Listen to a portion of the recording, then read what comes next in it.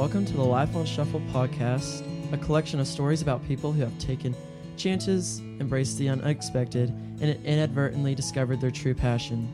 Today we are featuring Kyle Lloyd, a lead pastor from Hickory, North Carolina. We are also joined by Makenzie, Grace, Kenan, Corynne, and Mr. Cooper. Kyle Lloyd, born in Hickory, North Carolina. He wanted to be an athletic trainer all throughout high school, but now is a lead pastor at Dudley Shoals Baptist Church. He has a wife and 2 kids. He has a long history in church ministry. He is a former youth and children's leader at Dudley Shoals Baptist Church and Central Baptist Church, as well as working at Lifeway Christian Resources. His education consists of a diploma from Fred T Ford H.S. and a degree from Liberty University. So we wanted to start off today's episode with a personality test. This is a personality test that we've all completed as freshmen at our school, All right. at Caldwell Early College High School. So it is a personality shape test, and we're going to show you 4 shapes, and you tell us which one you're drawn to or catches your eye.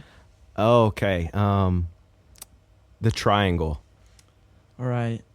So the triangle is a leader, very focused, loves recognition, very sure people, outspoken, very focused on a goal at hand, loves lists and sticky notes, independent, likes to do his or her own thing, and always gets the best deals.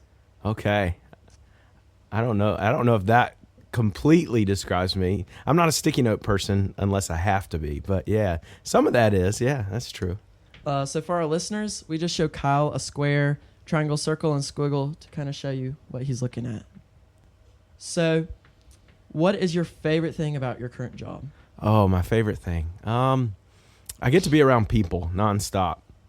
I've always been a person that gets to a point where I love alone time. I love being by myself. Like, one of my favorite pastimes is going to the movie theater by myself. It's a weird thing, but with my job, I'm constantly around people. I constantly get to pour into people. I constantly get to be checking on people and their lives and how they're doing. And I'd say that's my favorite thing, is being around people and getting to see where people are in life, because not everybody's at the same point. Not everybody's at the same place in life. And, you know, people charge me up as much as I hope that I bring something into their lives as well. Second part of that question was, what makes you excited to get up and go to work every day? But I assume that's the people in a way. Yeah, I mean, it's the people, and it's the purpose that I did not used to have to it. And we'll probably talk about that later. But yeah, the whole purpose of why I do what I do is because I care.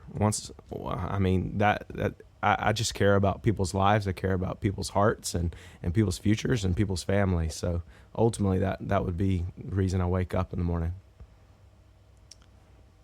All right. So obviously you're working with a lot of people. Would you say you fit in with the type of people or group of people you work with? Oh, yeah. Yeah. I think it wouldn't work if I didn't. And I think that they would let me know. Now, I'll say this. Like, Dudley Shoals, where I'm currently at, is in the country, and I'm not a country kid. Like, I'm not a farm boy. I didn't grow up in the country. I grew up living downtown, where I walked everywhere in downtown Newton. So moving to the country was completely new to me, but I would say it's brought a slower pace to my life, and it's good. It's good. So I would say at first I probably didn't fit the best in that circle in a square peg, so to speak, but now I think we're pretty compatible. So what made you move from the city to... So there was a couple of reasons, you know. Obviously with careers and jobs, you look at advancement, you look at what's next for you. Sometimes you get to a point where you only grow so much in a certain position. In the place I was at, there wasn't a lot of people. My wife and I had our first child, Harper, and there wasn't many kids in that church that we were serving in previously. So we wanted more for our family. We wanted something that she could grow up in and have kids her own age running around. So ultimately, that's one of the reasons that we made the decision. Is not because we were mad or upset, but we just wanted something more. It was more of, we had outgrown the space that we were in, so to speak. So would you say, by moving, has it caused you to have any setbacks or changed the way you view your career? It got me out of my comfort zone. Like, I used to be a youth pastor. That was my current position at the current church that I'm at now. but it got me out of my comfort zone. It let me see things in a whole different way. So I don't know if that answers your question, but yeah, it changed my perspective, and I started seeing the church and as a whole instead of just people y'all's age. You guys are my people. This is the group that I was the most comfortable with, is working with students. But when we moved and got to this new place, it became so much more. It was, okay, like the whole church is the whole church. It's not just a segment of the church. So I started to see it more as that. Basically, within your career, what kind of impact do you think you've had in it, or you've done to the idea of being a pastor? Oh, I don't know. Like, I've definitely seen students graduate that were not at the place that they were by the time they graduated. So I would hope that it would be some of the students that I've impacted their lives. And, I've gotten to the point now where some of the students I had in ministry early are starting families or are getting married, and I've gotten to be a part of their weddings and gotten to be a part of doing premarital counseling and stuff like that. So I hope the impact is that, that they would see their future for what God has given them. And I hope that they're able to, not just leave high school and say, what's next, but to take it full force, to say, okay, this is the path that God has put me on. This is where I'm headed. This is where I want to go. And I hope that's what I've left most of my students with as, I've been in youth ministry. So you said that your original, job position was a youth pastor, working with children, but your original plan for your job was a fitness coach. Yeah. Well, it was athletic trainer. So it was more, if you ever, I don't know, do you guys like sports? Okay. So if you watch sports, whenever somebody gets hurt, especially like a major injury, somebody always goes onto the field, or that's what I wanted to do. I wanted to be that athletic trainer, to be able to diagnose medical injuries and kind of see how to take care of it as athletes. Because I grew up playing almost every sport. So sports was huge for me. And originally that's what I thought I wanted to do. I thought that, that was going to bring me happiness. I thought it was going to bring me joy. And to be honest with you, the biggest chase for that for me was money. I knew that it was going to take a lot of schooling, but I also knew, the pursuit was not just high school level. It was college and professional, and a lot of that just came to, hey, it's because I know they make a lot of money. So that was the main pursuit. That was the main thing, because I thought it was going to bring me happiness. I thought it was going to bring me joy, and I thought it was going to make me really rich, if that makes sense. Go ahead. That's something that I've been thinking about. While I've been in high school, I've been thinking about being a physical therapist or athletic trainer, like you were saying. But when you were younger, did you see yourself wanting to be an athletic trainer that whole time, or did you see yourself wanting to be something else before you went into high school? Okay, if I were to ask you guys that question when you were in kindergarten, what would you want to be when you grow up? If you're asking me what I would have said, it would have been a firefighter. That would have been my job, because I didn't know that was a job. But once I realized, man, this is something that you can pursue, something that you can do, and I had my own injuries, I think that helped shape it. Is I got to, I broke my arm playing sports, I broke a finger, so I was constantly having to see these doctors and medical professionals. So yeah, I think it wasn't something when I was in elementary school I knew, but in middle school, high school, I was like, oh man, this would be really cool. Yeah. Career-wise, do you regret not going for that career, or are you fine where you are now? Yeah, I wouldn't say it's regret by any means. I look back, and if I were to look at my life from a 30,000-foot view of where it is now and where it was headed, all these different things lined up to be able to be where I'm at now. There was certain people in my life that influenced that. There's certain people that pushed me to get to where I am now. Certain people that got me out of my comfort zone. There are certain aspects of my life that were hindrances, that were bumps along the way. But as far as regrets, no, I look back and I'm more than pleased where I am now. Looking back, who was your biggest influence on, the career that you're on now? Yeah. So I didn't grow up in church, but my mom really pushed me to want to go to church. I say I'm a drug baby in the sense my mom drugged me to church. And it was because she wanted better for me than what she had growing up. So my mom was a big influence in that.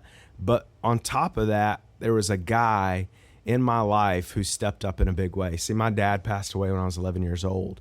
And the man that stepped up in my life was my youth pastor.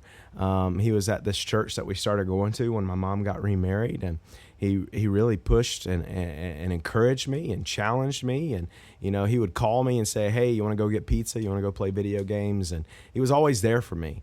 So look, it's one of those moments where I look back and I say, okay, he played a key role at that. There's a lot of different people who did that. For example, when I got to Liberty, I was a freshman, and I don't know if I can tell this story, but I'm going to tell it anyways. But when I got to Liberty, I got to the point where I almost got kicked out of school. Not because I did anything, well, it was terrible. Okay. I took a firework, an M80, and I put it in a toilet, and I blew up the entire dorm system toilet. And I got to the point, it was bad. I got to the point where I'm sitting in the provost's office, and he said, "Kyle," and it's a room with all these different men in suits, and they say, "Your academic career is right here. We can either expel you or we can figure something out." And he said, "Do you want us to figure something out?" And I said, "Yeah." He said, "Well, we're pretty much to the point where we want you out, where we're ready for you to go home because we feel like you're going to do something like this again." But I had a teacher, one of my professors, step up and said, "No, I want to take him under my wing." And that professor is the one who stuck his neck out for me. I met with him every week, and it changed my life because I had never had anybody that had done that for me before and say, "Hey, you're worth it. You've done a stupid thing like blowing up toilets," which cost me like $5,000, by the way, so I don't recommend it. But he said, "Hey, I want to help you. I don't want you to do dumb things anymore. You've got potential. You're a great speaker. You're great with kids. So I want to use that." And he's probably my second biggest influence in my life. So, by going to college and obviously, getting a degree there, how do you think that has helped you in your career by going to college? It definitely set me up academically in a way that in high school I wasn't very driven. I didn't have the aspirations to get good grades. I just wanted to be able to achieve what I thought was success. For me, I was always the type that could show up at school and pass a test. Like, even if I didn't study, that was just a gift that I had. But when I got to college, it was, okay, now you got to write papers. You got to do all these different things. And it really pushed me to work on time management, work on organization, which I struggled at, and how to be an adult, right? Because once you get to college, you don't have your mom waking you up anymore. You don't have somebody to remind you got to be at school. You make that decision. So going to college, for me, in that regards, pushed me in a way that helped me become a man, if that makes sense. Were there any other colleges that you were considering before you picked to go to Liberty? Yeah. So with athletic training, I knew that I wanted to go to a couple different schools. Liberty was one. Penn State was another. Drexel in Pittsburgh, Pennsylvania, and then Virginia Tech. Those were the four schools that I wanted to go to. And obviously, I'm a big Carolina fan, so that was in the back of my brain, but I knew that was never going to happen. I didn't have the grades to get into Carolina. So during college, a lot of kids, when they're in college, their mindset is I'm just trying to get through this, or they'll go out and party or anything. Right. What was your mindset during this whole process when your mind was do I do athletic training? Do I do what was your mindset during that whole process? When I first got to college, it was I just want to have fun. Mm-hmm. And that's when I got in trouble. That's when I'm sitting in the dean's office with my life in his hands. And it was a wake-up moment for me. It's man, I got to take this seriously. I've got to not just – because think about it. When when you make a decision, all of you, I hope, make the decision to go to college one day. But when you make that decision, it's also a financial commitment.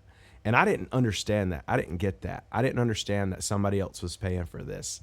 And in that moment, I was like, okay, I've got to buckle down. I've got to take this seriously. So those first 4 months of college, it was, I'm just going to have fun. I'm going to eat as much pizza as I can. I'm going to meet many new people. I'm going to try to find my wife my freshman year. I'm going to do whatever it takes to just have fun.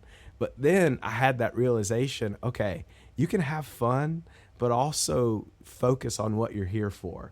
Because at the end of the day, if you get to the end of your 4 years and all you did was have fun, you've got a big check to cut for something you could have done outside of going there. But two, like that's not the purpose. That's not the focus. But it took a wake-up call for me to get focused, to get my life where it needed to be in that respect. So what is one of the most important lessons you've learned of your time, say, at college that has helped you with career or in your career as a whole? Say that one more time. Like a really important lesson like that you always remember, like it's just in the back of your mind every step that you take. Failure is okay. It's okay to fail, but it's not okay to stay there. It's not okay to be okay with failure. I've made a lot of mistakes in my life. I've done a lot of dumb things, and I just told you one of them. But it's what happens after you overcome that failure, after you have that mistake, after you get to that point of no return. But it was, hey, because I don't know if you guys are anxious people, but I struggle with thoughts of my own, and trying to overcome those was a thing that I really struggled with. So failure was okay. It's okay to not pass a test if you learn from that. It's okay to not make this certain grade if you learn from that. So that was the biggest lesson that I think I learned from that, Kenan. So with your current career, is a degree required for it, or was a degree kind of just like a goal for yourself to have? I would say, obviously, because you're working with the church, I wouldn't say it's required, but most people won't look at you unless you have a degree. Obviously, everything Christians follow is based on the Bible. Going to college is not in the Bible. So a lot of that has just become, in the world we live in, the standards that we've set for each other, right? There was probably one day that a teacher didn't have to have a degree, but now probably a master's degree is something that some schools require. Same way with the church. The church wants to see that there's an education background, that you've had training, that you know what you're talking about, that it's not just something that you stumbled into one day and said, oh, that's interesting. So yeah, I wouldn't say it's required, but it definitely is important. So career-wise, obviously you're at a church, at your church, what does it look like as a team and as a whole together that helps you, but also helps you feed into others that you're working with? Like who, with staff-wise? Yeah. So currently my staff, it's myself. I have a secretary who's kind of like an assistant who takes phone calls, does a lot of financial stuff and different things like that. And then I have two other pastors. I have a youth pastor who's actually in the role that I was in former, because I kind of moved up in the position to where I am now. So we've got a youth pastor, and then a guy, I don't even know how to explain his role, but he works with senior adults. He does a lot of visitation of people that are sick in the hospital. So he works with the elderly, but he also checks on those people that have surgeries, or those people that are sick, or whatever need to be for there. Do you have any advice for like younger people as like working as a team? Working as a team? Mm-hmm. Yeah, teams are important. I think it's easy to be a lone ranger. It's harder to be a team player. But in the long run, a team is able to get more stuff done, right? You guys could do this. One of you could do it by yourself, but it's going to be better when you have more voices to bring to the table. Now, that's not always a good thing. Sometimes you got to figure out who to listen to and who not to listen to, but you're always going to accomplish more as a team. You're always going to be able to get more done, but it's important for you to add to that team mindset. You can't just say, oh, just because I'm a part of a team, the other people can carry me. I've got to contribute. I've got to bring something to the table as well. So you said during your junior year of high school that you had this like calling from God, that you had this thought that you wanted to become something as like what you're doing now. Yeah. What were there any like experiences that led up to that motivation to pursue that career? Yeah. Or was it like... Yeah, we could do a whole podcast on that. But in the short form, so my parents decided they wanted to adopt a child. And it came down to they wanted to adopt a girl from China. And I was the oldest of 3 at the time. And then we were going to add a 4th. I was already a junior in high school, and my parents wanted to adopt a 2-year-old little girl from China. So selfishly, I was angry. I was angry at my parents, but I was also angry with God. I said, I'm not to the point where I want another sibling. I already have to share a bedroom. I was frustrated. I was angry with my parents. I was angry with God. And my parents spent that whole summer in China, far from us. So it was one of those things that I lived with my grandparents for a while. I went to church and did all those things, but I was angry at them. I was angry at God. And our youth group went to summer camp that summer. And at that summer camp, I started realizing how selfish I had become. That everything that I had anger-wise was because I was selfish. I didn't want to help somebody who desperately needed it. I mean, my sister was a type of kid who lived in an orphanage who was tied to a bamboo high chair. And why would I not want that in my life? Why would I not want my family to rescue her? But it came down to I was just angry. I was upset and I was selfish. And in that moment at that summer camp, I realized, man, there is a God who loves me. There's a God who cares for me. And just as my parents loved that child, I understood what love should look like and how we're supposed to love people and how God loves us. And that really opened up my eyes to, I don't know what God wants me to do, but I just want to be able to love people and to live for Him and to help serve Him. And whether that's in the ministry or going to another country, going to China, whatever that wants to be, I'm open to it. So it was kind of like an aha moment of, okay, this makes sense now. Would you ever consider being like a missionary in China? Oh, those people are built different. They are built different. But I think circumstantial. If I went home and told my wife, she would freak out right now. But yeah, that would be great. I'd love to take a trip to China. I do a lot of different mission trips. We go to New York City. We're trying to plan one to Peru next year and Haiti and different things like that. But yeah, China would be awesome to go back one day with my sister. But as far as being a missionary, I don't know. Who knows? Maybe one day. I'm never going to say no. How about that? Do you see any advancements in your career right now, like things that you can do to help the church or help further and grow? Yeah. I don't know that advancement. I don't know. I don't think so. For me personally, I mean, are there other opportunities out there? Absolutely. But that's not something that I'm focused on. What I am focused on is growing and building the church and whatever that way can be. Now, as far as like advancement in my career, that's just not something that I see. I mean, it could happen one day. It could be at another place or another ministry. It could be something completely different. But as far as right now, as far as advancement where I'm at, I've pretty much reached it. Before we move on, you said you moved up within this individual church that you were at. Yeah. So you just said like, I don't feel like I would want to advance any further than this point.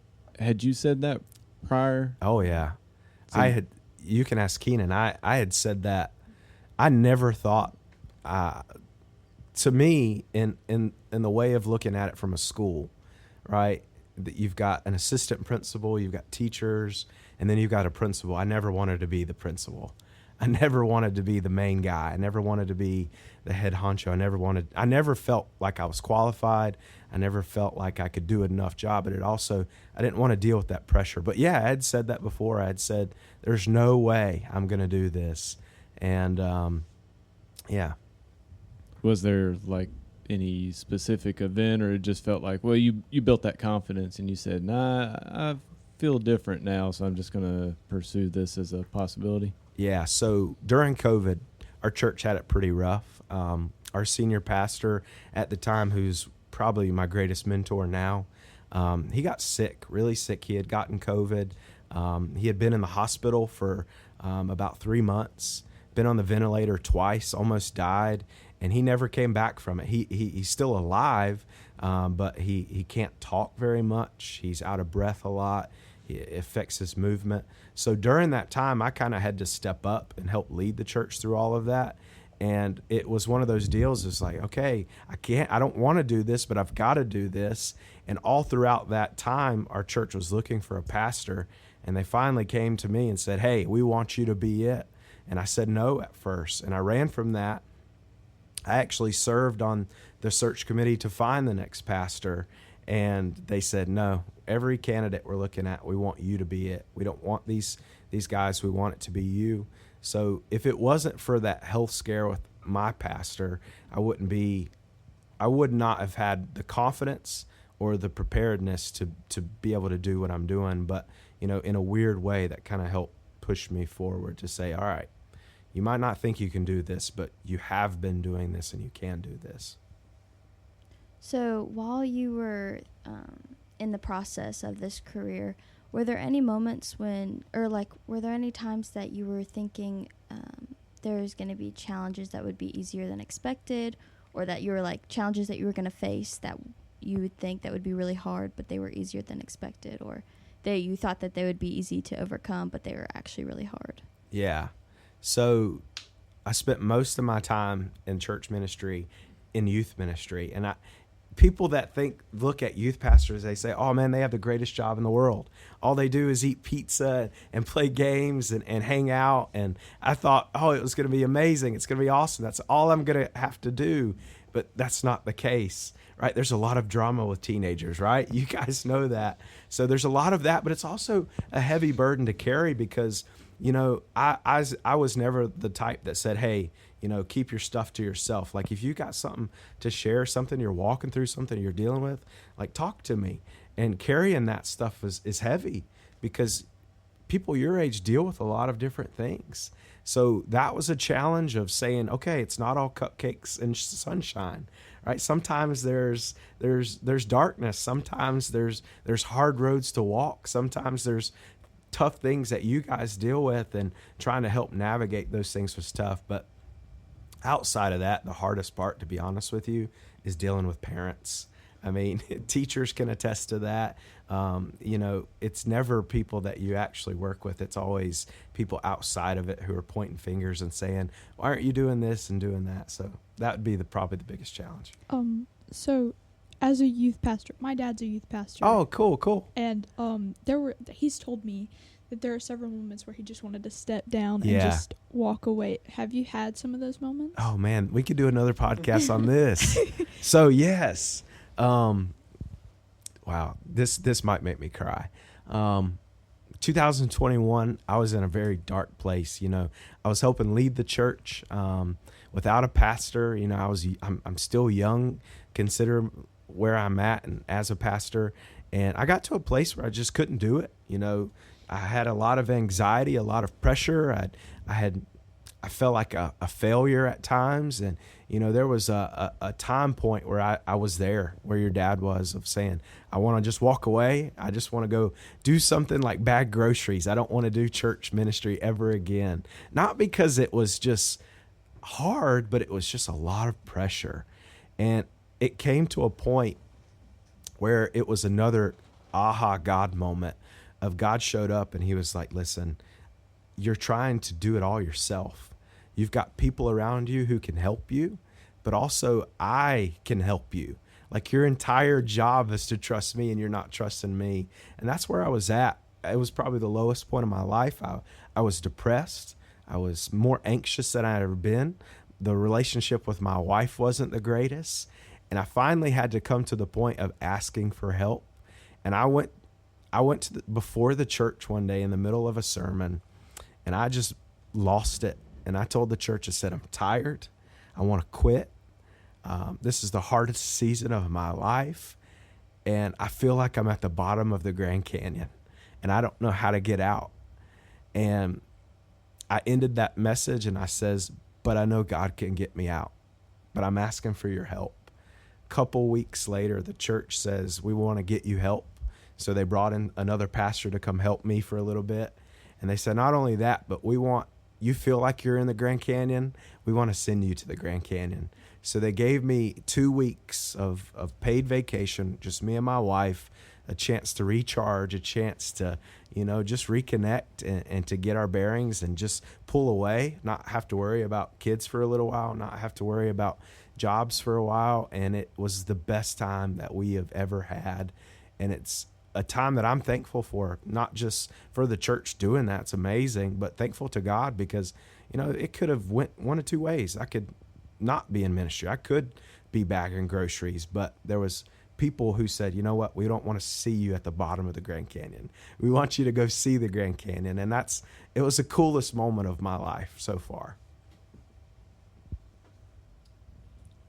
My dad went through something similar the year after you. Yeah. And we actually did have to move churches. Have you ever had a moment where you felt like you were led somewhere else, like to another church? Yeah, I think that's how we got where we are now. It was that same thing with my daughter. I said, okay, there's not enough for us here. But yeah, I haven't had that feeling since then. I'm not saying that I'll never have that again, but I'm always open to wherever God wants me to go. But yeah, we've had those talks I've had churches call and say, hey, do you want to come here? And I've been, no, we're happy. We're good. We're blessed with where we're at. So, yeah, you kind of told us a story of, during the time of COVID, you had to step up and be a lead pastor when there was no one else. And, you're officially in that role now. Yeah. But, first starting at Central or Dudley, when you were, mainly prioritizing the role of youth pastor, in that setting, what would you have found the most challenging? Or, kind of like what Corynne was saying earlier, what was something you thought would be hard but ended up being easy? Or something that was hard actually, wasn't that hard at all? It's trying to find the experience to be able to do it. I would say whatever you guys want to do, whatever career path you're aiming to do, go try to do that. Go be a shadow, go be a sponge. I thought it was going to be hard to get my foot in the door to serve. But at the end of the day, people just want help. So if you're willing to do whatever it takes to be able to do that, for me, it was, okay, I'm going to just serve pizza at my church. I'm going to go pick up trash for a little bit. The coolest story that's ever stuck out with me when it comes to being a leader, you guys have heard of Wendy's, right? The owner, I guess, I don't know, the guy who started Wendy's, his name's Dave Thompson. And Dave Thompson, if you ever go into a Wendy's, you'll see him holding a mop handle. And his mentality was I am the owner of this company, but I'm also going to mop the floors.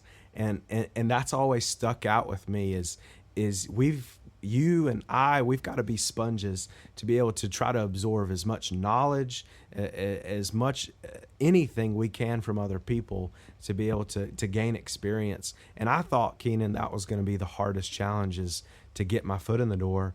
But essentially it was, okay, you just got to find a way to do that. And in certain places, you got to be willing to mop floors. You got to be willing to do hard things, do stuff nobody else wants to do, but to just try it, just do it, just be around it. Well, we talked a little bit earlier, kind of like, going from the idea of wanting to be an athletic trainer to, fully filling that call in ministry, were you going to regret not being an athletic trainer? Yeah. But where you are now, being a lead pastor, do you regret making the change from being a youth pastor to being a lead pastor? Sometimes I say I took a demotion, because it would be amazing to go back and be a youth pastor. Again, I love working with teenagers. That's what I feel like I'm good at. I love doing that. And sometimes the pressure of being a pastor is hard. So I wouldn't say it's a regret, but there are certain days that I look back and say, oh man, it would be so great not to deal with the pressure. It'd be great just to go hang out with some teenagers, go shoot some basketball, or go, whatever. So I wouldn't say it's a regret. I'm still happy what I'm doing, but there are days that I look back and say, oh, it'd be great if I was doing this instead. It's interesting in a lot of these stories that this question of regret comes up. A lot of people are asking different individuals, do you regret this? Do you regret that? And we're not seeing a lot of people that are actually like holding any type of regret, even leaving a career after 16, 20 years, whatever it is. They almost worked a full career and then started over. Wow. Me personally, I would feel like that would be almost a sense of regret. Like, why didn't you just finish it out kind of thing? Yeah. It seems like this idea of, well, in this case, it's, a spiritual calling, but there's a lot of people that have like a calling to do a specific thing. Absolutely. We had one a couple weeks ago that was, he never thought he would be a teacher, and just, he actually, I think, felt called to teach. He had information he wanted to share, kind of thing. You started with the athletic training, and then, didn't feel, and then you said very early on, it was the people that made the difference. So do you feel like the commonality between just working with people, like that's kind of your thread, that's your go-to?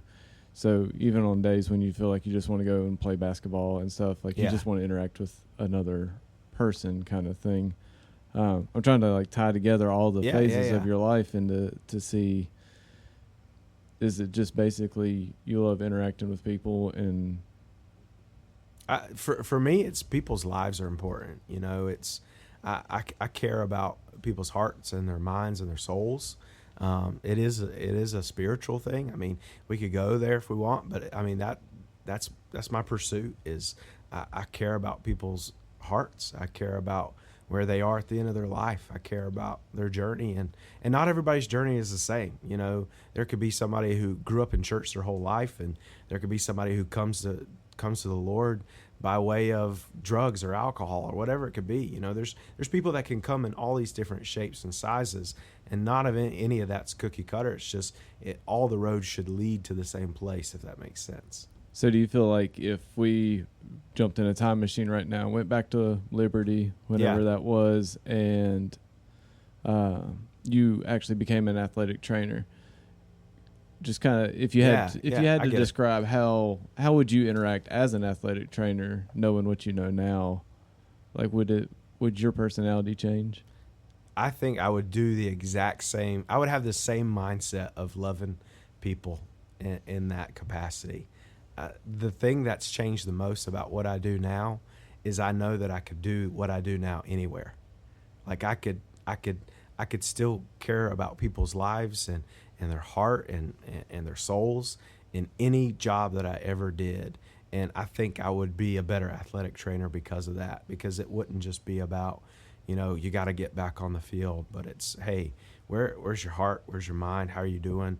Checking in on where they are. So I think, if I would go back now and God said, hey, I want you to be an athletic trainer, sure, I could see that for sure.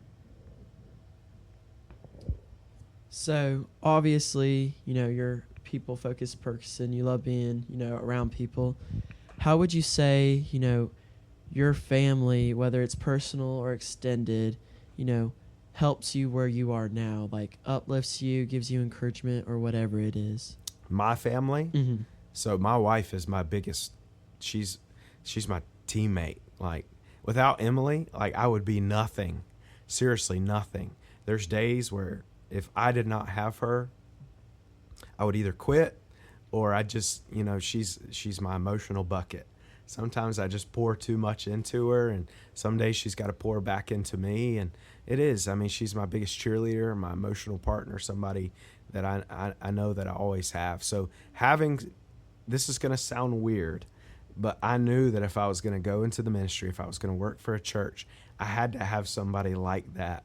And I looked for Emily for a long time, and I knew that she was going to be somebody that could help me do that and help me be where I'm at now. So, obviously you have 2 kids, seeing them grow up, how do you think, they've helped with that as well? They keep, I don't know. I don't know. That sounds awful, but my kids, they keep it fun. They keep it fresh, but they also put stuff in perspective. Like I could mess up on so many different levels. I could burn the church to the ground, right? That would be terrible, by the way. I could burn the church to the ground, but if I fail my family, if I fail my kids first, what does that say about my job, right? What does that say about what I'm doing?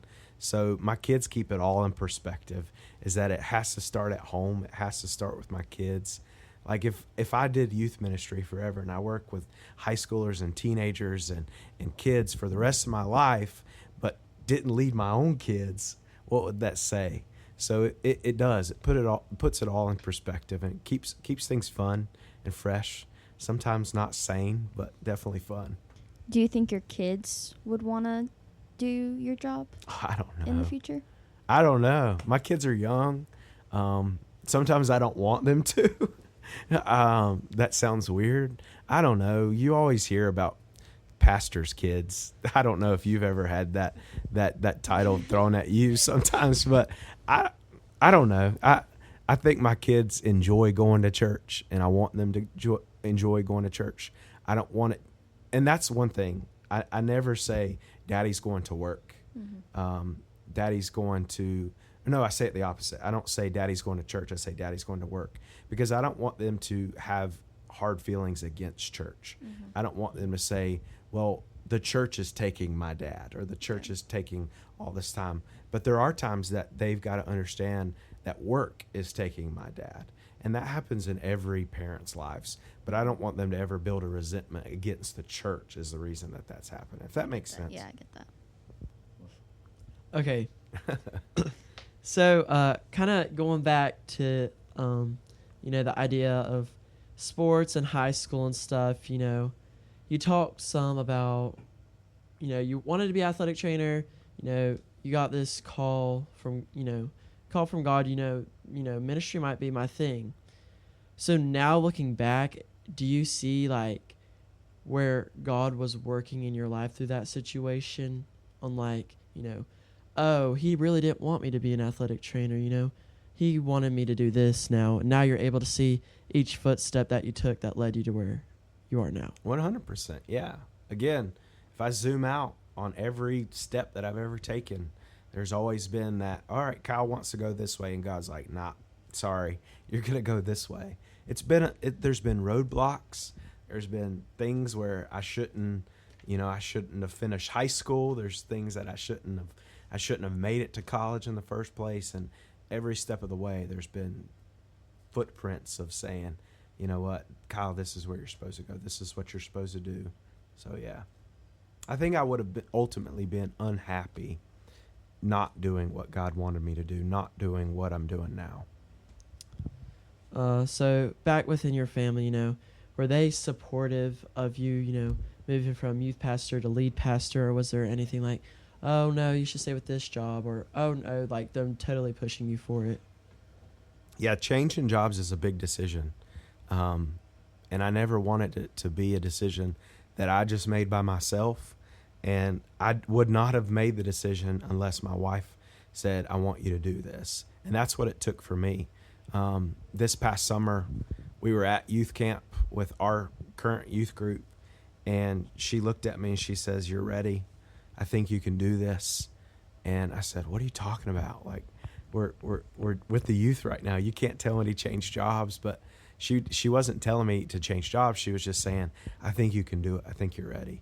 So, I would not have pursued it if she didn't see it in me first. So is your wife your biggest supporter now? Yeah, I hope so. I think so. We're pretty open and honest. with each other. I hope she is. I think she is. She definitely cheers me on. She's definitely the person who fires me up, who keeps me sane and normal. There's certain days where I just want to be like a normal guy. I don't want to walk into a room and the whole church knows who I am. So she keeps me normal. She keeps me on level playing ground. So yeah, she's an encourager. That's just who she is as a person. She comes into a room and she lights it up. And she does that at home too. So I'm thankful for it. Is there any moments that she's able to help you at work? Yeah, for sure. Yeah. Especially what I used to do. The youth group went because she was a cheerleader. She pushed it. I mean, she brings energy anywhere she goes. So as far as youth ministry went, yeah, she was number one. Like, it would have been nothing without her, so to speak. But what I do now, she works in our nursery and works with kids. And I can be down at my office on the other side of the hall, and I can hear her. I'm not going to do this in the mic, but she'll yell. She'll say, "Hey!" to everybody that walks in the door. So, yeah, just knowing that she's there and knowing her personality, it helps a lot. Obviously, things in a church, they always seem so happy and stuff, but things in church aren't always happy. You have things that happen and stuff. So would you say, you feel like your church as a whole supports you fully now, or do you feel like there's sometimes like you don't get enough support from your church people? Yeah, I wouldn't have moved up the position if I didn't feel like they supported me.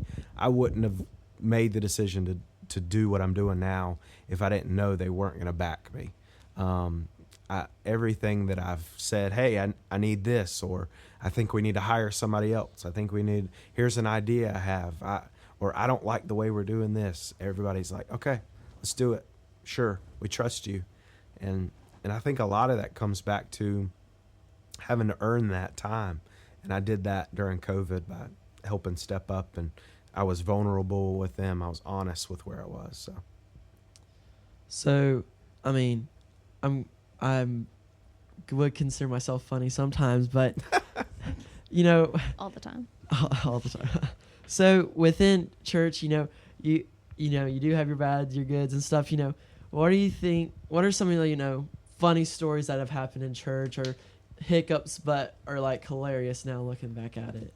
Oh man, if I had to think of one, just funny stories. Mm-hmm. Okay, hold on, brilliant idea. This was when I first started in the church. This was not where I'm at now, so I can tell this story. But we decided to play a game of a soda chug contest. Oh. And we decided we weren't going to use 2 liters. We were going to use 3 liters. But a 3-liter soda you can only get at like Dollar Tree. Mm-hmm. And it's disgusting. But we took these 3 big straws out and we put it in teams. And we said, hey, chug this soda as fast as you can. Well, this one team was losing. And a kid on the team, he was a middle school boy, of course, he takes and he says, I'm going to do this myself. And he chugs half of the 3-liter. Oh so 1.5 liters of soda sitting in his gut. And they win. And you know what I gave him as a prize? Candy. So you know what he does? No. He eats the candy. And the next few seconds I hear, whoa! And he throws up everywhere. It looks like an exorcism has happened. He's spraying it everywhere. Oh my God. It's inside people's purses. It's on the ceiling. It was awful. I could only imagine. It was terrible. Yikes. So a lot of funny things have happened because of dumb things I've decided to do. But I can tell you a lot of funny stuff that's happened in the church. Do you have, did you do events as a youth pastor that, you wish the youth pastor now would do? Yeah. There's some of it that I tell them to do, like summer camp is the greatest thing ever for me. I love summer camp, and I think the youth pastor now is going to do that. We used to do something called Taco Bell Olympics, which is fun, that I hope the youth pastor now does. It's Olympics with Taco Bell items, like a Crunch Wrap Supreme. You do, what is that called? Curling. You do the burrito shot put, stuff like that. So yeah, we did silly events, just to keep it fun.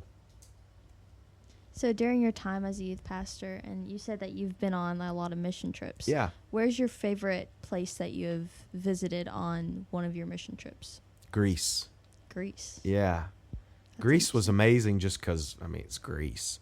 That was really cool. That's how I got paid for a certain church I worked for one summer. They said, hey, if you work for us this summer, we'll send you to Greece. And that's how they paid me. So that was fun just based off of how pretty it was and how beautiful it was and the experience we had there. But as far as consistently, it's been New York City. I think I could move to New York City. I love the pace. I love the atmosphere, but I also love that there's so many different cultures. Like, it's the most multicultural place in this entire country. There's people from every country there. So it's really cool. The world is in New York City. So I think we got to start trying to wrap this up. And they may have had this question, but I think I might just go ahead and steal it. And you alluded to it earlier when you were talking about like people in their shoes, advice for them. Can you kind of elaborate on that and kind of close it up with what is it that you would offer to people that are trying to determine what their focus in life is going to be? Like, what career they're going to be? Do they want to work just with people, or do they want to work at things? Yeah. What's kind of like the one piece of advice that you would have for them to try to figure out what it is that makes them happy? I would say whatever interests you have, see if you can make a career out of it. Now, not everybody's going to be a YouTuber, right? That's what your generation wants to be, is YouTubers, right? As amazing that is, that what would be, one, how do you become a YouTuber? Try it out. If you know it doesn't work, you know it's not going to work. So whatever you have an interest in, my encouragement to you guys would be try to soak it up, try to do it, try to be a sponge, try to find some way to be involved with it. Do whatever you can to try to seek those passions out. I don't know if your school is able to do internships, but internships are huge. I always encourage people to try to find time to be able to serve, to do whatever that is, even if it's an entry-level thing, even if it's making copies or going to get coffee or whatever that is. But try to be around that as best as possible, because usually in those internships and in those times, you'll find out very quickly who those people are, what it takes for them to do what they do, and say, yeah, I don't want to do that, or I can't do that, or I'm not prepared, or yeah, I think it is. So be a sponge, find opportunities, find times to do internships, and just try to soak up all you can, because there's people who have wisdom. You just got to seek those people out. All right. Kyle, we thank you for joining us today. Today's episode was recorded on April 6, 2023. This episode was produced by Grace Waters, and it was hosted by Kenan Norris, Corynne Sterken, and Makenzie Price.